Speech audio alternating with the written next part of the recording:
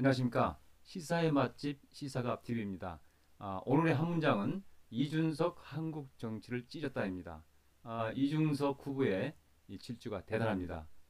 마침내 이준석 후보가 이 대권 선호도 여론조사에서 첫 등장에 3%의 지지도를 보였습니다. 그래서 대권 후보 중에 전체 4위에 오르는 이 기염을 토했어요. 이준석 후보의 그 지지도는 마구마구 이렇게 오르고 있습니다.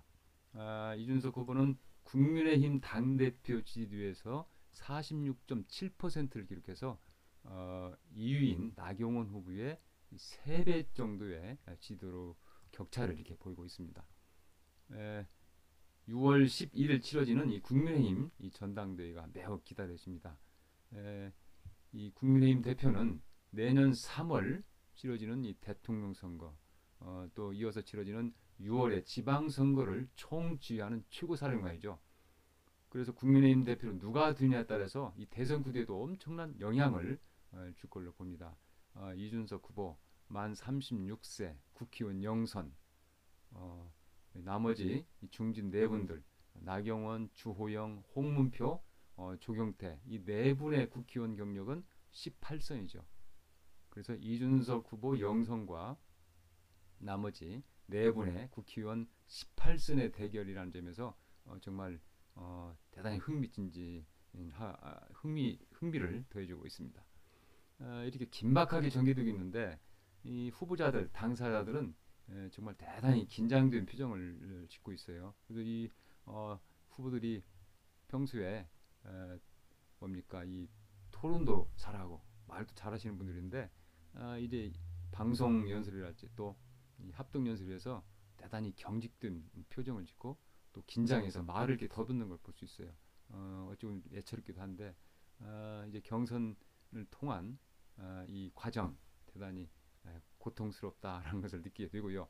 이 전당대회 이 결과를 더욱더 이제 기다려지게 됩니다. 이준석 후보의 돌풍을 본론하면 이제 그 39세 돌풍을 일으킨 에마뉘엘 마크롱 프랑스 대통령, 또 34세에 당선된 산나 마린 핀란드 총리 등을 떠올리게 되네요. 왜 이런 현상이 벌어져 있을까요? 한마디로 이 새 정치에 대한 갈망, 간절함이라고 볼 수 있겠습니다. 구정치로는 이제 안 된다, 보기 싫다라고 하는 어떤 변화에 대한 이 국민들의 목마름이라고 보겠죠. 특히 2030 세대의 기성 정치권에 대한 그 불신은 대단히 깊죠. 그래서 이준석은 2030 세대를 대변하는 실제 인물이면서 어떤 아바타로 여겨지지 않나 이런 생각을 해봅니다. 이러한 엄청난 변화는 이 국민의힘을 송두리째 흔들어 놓고 있죠. 근데 국민의힘으로서는 딜레마가 있죠. 이준석 후보가 대표로 돼도 고민, 안 돼도 고민입니다. 될 경우에 이준석 후보의 어떤 정치를 할지 경험 이런 것들이 그렇게 길거나 깊지 않기 때문에 과연 당을 제대로 이끌 수 있을까 하는 우려가 꽤 나오죠. 또 하나 이 국민의힘은 이준석 후보가 대표가 될 경우에 많은 변화를 겪게 될 것입니다. 그러면 엄청난 소용돌이에 빠질 수 있고 또 그 변화에 따른 그 아픔도 적지 않을 것으로 봅니다. 그런데 이준석 후보가 대표가 되지 않을 경우에도 고민이죠. 국민들은 이 변화를 기대하는 국민들은 그러면 그렇지 뭐 이렇게 또 실망감을 표시할 수 있고요. 또 국민의힘이 다 벗지 못한 어떤 그 보수 어떤 꼴통이라고 하는 이미지 이걸 그 탈피할 수 있는 기회를 놓쳐버린 거 아니냐 이렇게 또 푸념을 할 수 있겠죠. 그러면 엄청난 또 후유증이 날 수 있겠고요. 특히 젊은 세대의 실망은 더 클 것으로 봅니다. 그렇다면 이 국민의힘은 사실상 앞길이 이제 캄캄할 수도 있겠고요.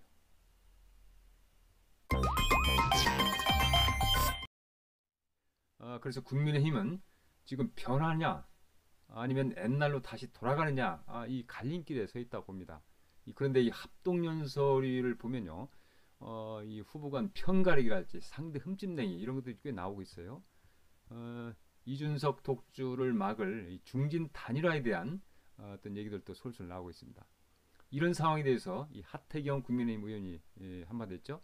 이 공정을 바라는 청년 민심을 극우와 혐오로 보는 이 좌우 꼰대 연합의 선동은 사라져야 한다. 이렇게 일침을 가했습니다.